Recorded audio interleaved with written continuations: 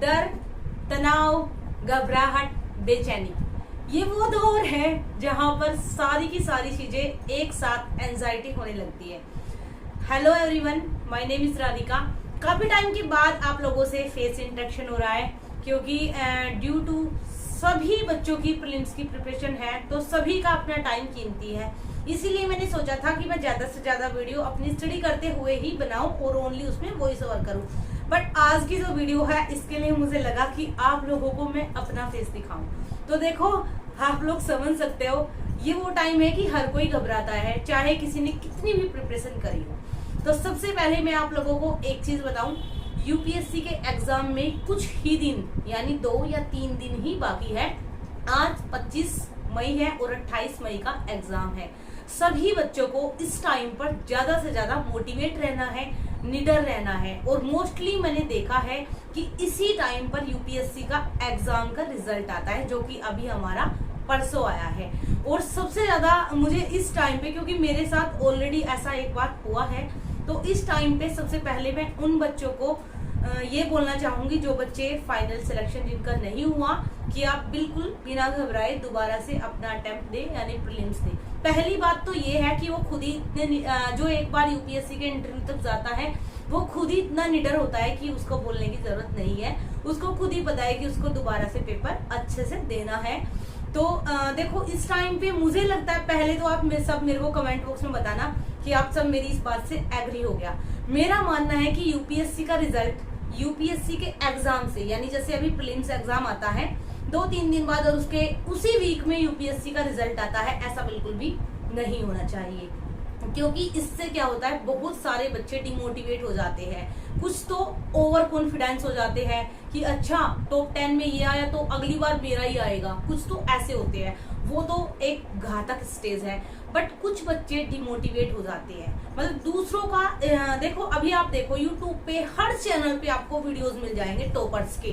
Toppers क्या कह रहे हैं, और जिन्होंने पूरे साल अपनी तैयारी की है, मतलब पूरे साल उनकी एक अपनी स्ट्रेटजी थी, उनका एक अपना बेस था, उनका एक अपना एडवांस लेवल की प्रिपरेशन थी। इस टाइम पर वो भी टॉपर्स की वीडियोस देख रहे होंगे। मैं यहाँ पे अपनी बात बिल्कुल भी नहीं करूंगी। मैंने अभी तक जिसकी फर्स्ट रैंक आई है इशिता किशोर, मैंने उसका भी कोई भी इंटरव्यू, कोई भी वीडियो नहीं देखी है। बट मैंने देखा है हर चैनल पे, क्योंकि नोटिफिकेशन मेरे मोबाइल में भी आते हैं। काफी सारे लोगों को मैंने भी सब्सक्राइब कर रखा है। फॉर एग्जाम्पल दृष्टि आईएएस, विजन आईएएस, ध्येय आईएएस, हर किसी के चैनल पर, बाजीराव, कोई भी कोचिंग सेंटर हो, हर किसी को अपनी सबसे पहले वीडियो डालनी है, ये प्रदर्शित करने के लिए कि ये बच्चा हमारे यहाँ से निकला है। और यहाँ पे जाके इस टाइम पे जो एक लास्ट स्टेज है, यानी जहाँ पे जाके बच्चों को अपना मल्टीपल रिवीजन को टाइम देना है, इस टाइम पर बच्चों को यूट्यूब पे ज्यादा से ज्यादा, यानी सोशल मीडिया पे ऐसे वीडियोस दिखाए जा रहे हैं, ज्यादा से ज्यादा शॉर्ट चलने लगेंगे। क्योंकि हम लोग जो है ना, हम अपने मोटिवेशन के लिए कभी कभी शॉर्ट या कुछ देखते हैं, तो हमारे जो गूगल का सर्च इंजन है उसमें वो चीज फिट हो जाती है। तो हमारे यूट्यूब के होम पेज पे हमें वही चीजें गूगल दिखाने लगता है और वहीं फिर हम बैक बाय बैक उसको देखते जाते हैं। और यहीं से शुरू होता है आपका डिमोटिवेशन, आपका डर, आपकी घबराहट, आपकी बेचैनी कि ये लोग यहाँ पहुंच गए लेकिन हमारा क्या होगा। अब बात करते हैं मेन मुद्दे पर। देखिए, 3 दिन बाद आपका एग्जाम है, तो आप अपने ब्रेन में एक चीज सोचिए, क्या आपने तैयारी कल शुरू की थी? नहीं। मैं नहीं मानती कि कोई भी बच्चा 1 साल से पहले तैयारी से नहीं लगा होगा। क्योंकि कोई भी बच्चा, अगर देखो किसी ने पहले महीने तैयारी शुरू की है और वो एग्जाम देने जा रहा है, आई एम श्योर कि उसको घबराहट ही नहीं होनी है।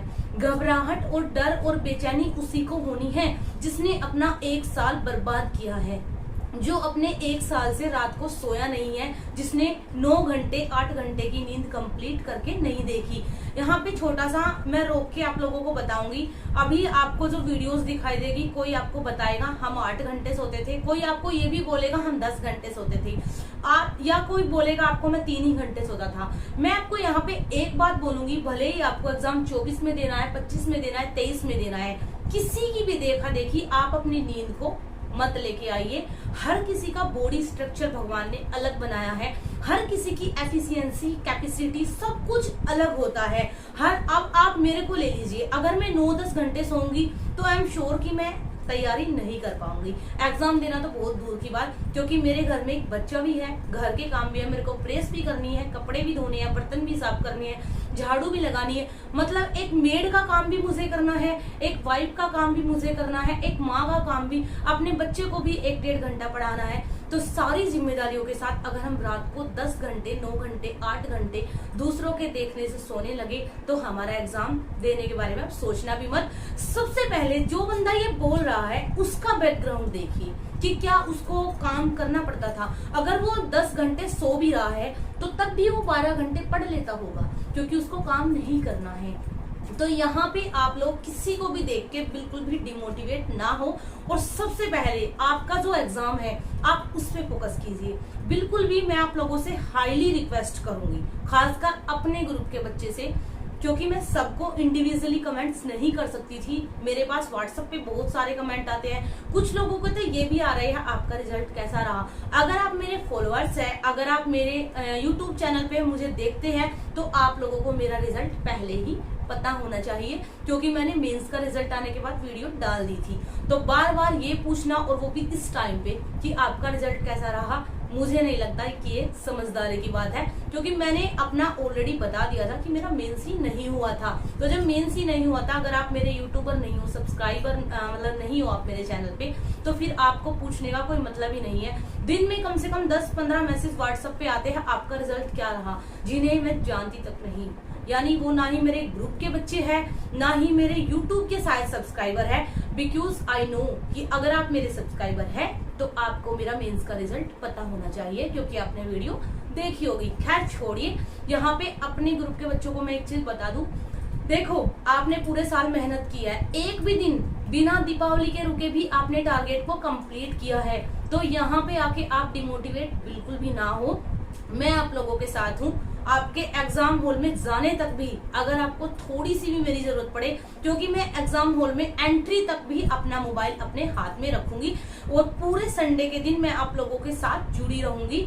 आप मुझे किसी भी टाइम मैसेज करके बात कर सकते हो। अगर आप लोग मेरे आसपास होते तो शायद मैं आपके एग्जाम सेंटर्स तक भी आपके साथ होती, बट ऐसा पॉसिबल नहीं है।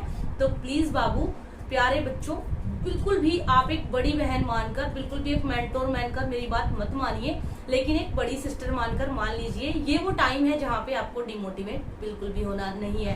अगर आप एक चीज सोचिए अपने माइंड में कि आपको डिमोटिवेशन हो रहा है, आपको डर लग रहा है, आई नो सबके साथ होता है। जो सीरियस एस्पिरेंट है उसी को डर लगेगा, जो फालतू में दिखावट के लिए पढ़ रहे थे उनको डर लगेगा ही नहीं, लेकिन जिन्होंने पूरे साल मेहनत की है उनको ही इस टाइम पे ऐसे ऐसे फील होने लगता है। क्या हो रहा है, एक एक दिन, एक एक मिनट, एक एक सेकंड, मैं आपको सच बताऊं, 1 सेकंड भी रिप्लाई अगर मैं व्हाट्सएप पे करती हूँ तो मुझे ये लगता है कि कितना टाइम वेस्ट होता है। तो आप लोग उस चीज को समझिए कि आप अपने डर की वजह से अपना टाइम वेस्ट कर रहे हो। आपकी एक एक सेकंड कीमती है। जितनी देर आप बैठ के 10 मिनट 15 मिनट आप डर रहे हो, उतनी देर में आप फटाफट आप टेस्ट सीरीज का रिवीजन मार दीजिए। जो हाईलाइटेड पार्ट होता है या जो आपने मिस्टेक की है, एनालाइज किया है, उसमें जो है। तो देखो प्यारे बच्चों, आप इस टाइम पे डरो या ना डरो, एग्जाम तो आपको देना है। कि अब 3 दिनों में आप कोई भी महारत ऐसी हासिल नहीं कर सकते कि अब आपके डरने से कुछ हो जाएगा। जिसने पूरे साल पढ़ा है वो बिल्कुल निडर होकर देखो, गिरेगा वही जो ऊपर उठेगा। जिसने उठने की कोशिश ही नहीं की वो गिरेगा क्या। एटलीस्ट आप उन लोगों से अच्छे हो जो एग्जाम को क्विट करते हैं या फिर जो एग्जाम देने के बारे में सोचते ही नहीं, केवल आपसे अपने रिश्तेदारों से कॉल कर करके पूछते हैं आपके बच्चे क्या कर रहे हैं, इस साल क्या करेंगे, या फिर आप लोगों को ऐसे ऐसे मैसेज भेजेंगे रिजल्ट क्या रहा। उनसे खुद पूछिए, क्या आपने कभी चपरासी का एग्जाम दिया है जो आप यूपीएससी के रिजल्ट के बारे में पूछ रहे हो। तो मैं आप लोगों को एक ही चीज समझाना चाह रही हूँ कि बिल्कुल भी बिना डरे एग्जाम हॉल में जाना, और एग्जाम हॉल में क्या क्या लेकर जाना है, कितने टाइम पर लेकर जाना है। एक एग्जाम से दूसरे एग्जाम यानी GS1 के बाद जो GS2 होता है CSET, उसके बीच में आपको जो टाइम मिलेगा उसमें आपको क्या क्या करना है, ये सब चीज मैं आप लोगों को बता दूंगी नेक्स्ट वीडियो में। नेक्स्ट वीडियो इसी टॉपिक पर आएगी कि एग्जाम हॉल में आपको क्या क्या लेकर और कैसे प्रिपेयर होकर अपने ब्रेन को तैयार करके आपको कैसे एग्जाम हॉल में जाना है। एंड नाउ आई थिंक आप मेरी बात को अच्छे से समझ गए होंगे। And now thanks for watching, keep supporting, keep loving, and now bye.